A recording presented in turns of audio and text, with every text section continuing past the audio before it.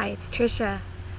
Today's Father's Day, and my dad's no longer with us. He died in 2007.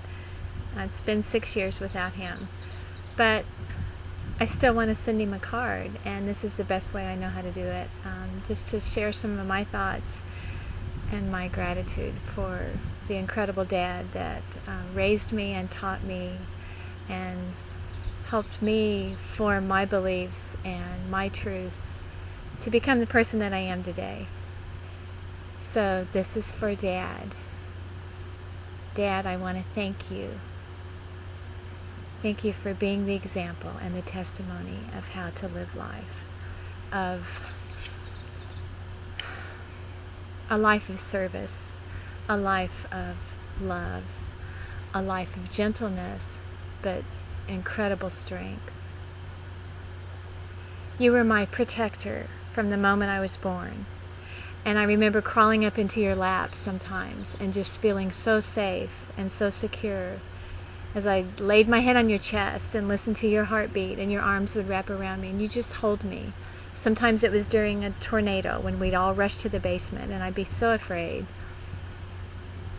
I remember that when I had my appendix out when I was 7, you stayed at the hospital all night long with me. You never left my bedside. Your head was laid on the side of the bed and you were just sitting in the chair right beside me, and you never left me. It's an incredible security and protection and a feeling of always being safe. And even when I was 50 years old and divorced and going through some trying times and needed a place where I felt safe, where I could come to and rest and not worry about anything else, you were there. Thank you for that, Dad. Thank you too for teaching me to be resourceful, to find solutions. We did that all the time. I'd have an idea, or I'd have something that wasn't working in the house, on the car, whatever, and you taught me how to fix it.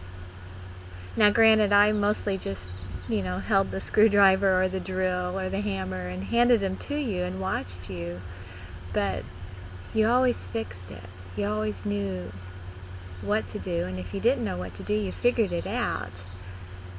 I thank you for that, because I have that in me, and I can pick up a screwdriver and a hammer and a drill and a saw, and I can fix things, and I can figure out solutions to not only things that need repair, but just things that I want to do. You've instilled that in me, and I thank you for that, Dad. That's amazing. I thank you too for the example of strength that you were during times of fear and loss. This is part of life, and it's some of the most difficult times to go through.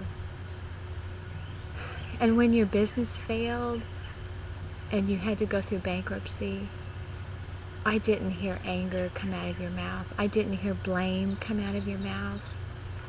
You just went through it. And then when Mom died, and our world came crashing down, and everything that we knew was different, I know that there were days that the tears flowed from your eyes, but you carried on, and you never stopped living. Day by day, you carried on, and you showed us that life is meant to be lived, not to be lived in the past, where there's grief and there's regret. Not to live there, but to keep going. Thank you for that, Dad. That was one of the most amazing experiences I've ever witnessed, of how your faith and your determination to keep going got you through the hardest part of your life.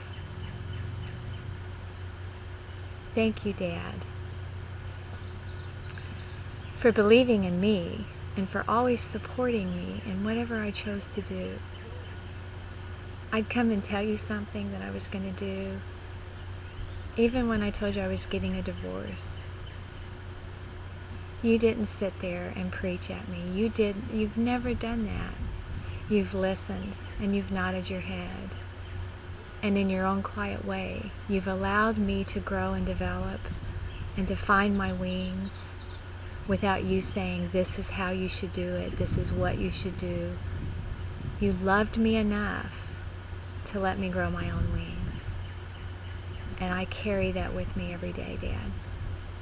You wouldn't believe where I am right now. Bruce and I are living in a camper on the banks of the Missouri River. Can you believe that? And yet I know that you would understand the need, the longing, the desire to be out among nature, to be out away from all the busyness. Just like you used to do when you'd go for drives. You'd go for drives through the country. Sometimes I'd go with you, and sometimes you'd take off on your own. And you would drive and drive and drive and just enjoy the beauty. That's what we're doing, Dad. You would love it. Thank you for believing in me, and thank you for always just giving me a push or a hug, whatever I needed to keep me going. Thank you for doing that. And Dad, most of all, thank you for showing me how to be a servant to others.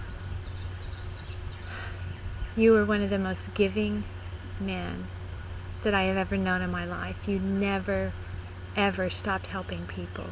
Even when you were 85, 86, up to the end of your life, you never stopped helping people. Someone needed something built, you could do it. Someone needed help putting a roof on, you would do it. When you and your brother decided to build a camper on the back of a big half-ton truck just so the families could go camping, you did it.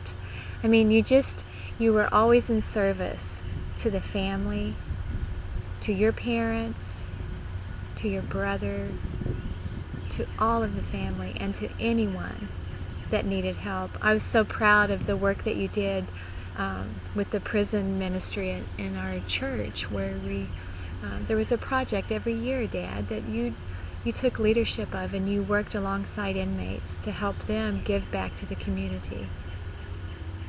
You impacted lives in more ways than you know. Thank you for being an example that life is about serving others. I carry that with me. It is in my heart. It is my passion to do the very same thing. Thank you, Dad, for your unending love, for your unconditional love. Thank you. One day we'll meet again. One day we'll have time to sit around and talk about this, I'm sure, Dad.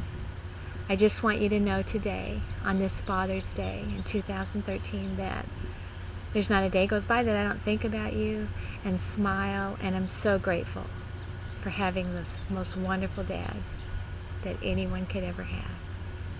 Happy Father's Day. I love you.